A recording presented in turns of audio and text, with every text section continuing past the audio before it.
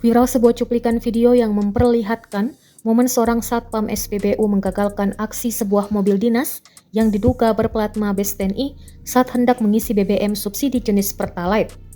Rekaman tersebut diunggah oleh akun Instagram @lambetura pada Jumat 21 November 2025 dan langsung memicu perhatian warganet. Dalam video tersebut, tampak sebuah mobil berplat merah berhenti di area pengisian BBM. Seorang pria yang diduga sebagai pengemudi terlihat mencoba mencopot plat dinas berwarna merah dan menggantinya dengan plat sipil diduga untuk dapat mengisi BBM subsidi. Aksi itu rupanya dipergoki oleh Satpam SPBU. Menyadari gerak-geriknya diketahui pria tersebut segera menghentikan aksinya dan buru-buru pergi meninggalkan lokasi. Insiden ini menuai banyak komentar di media sosial, terutama terkait dugaan penyalahgunaan plat serta upaya mendapatkan BBM subsidi yang seharusnya diperuntukkan bagi masyarakat yang berhak.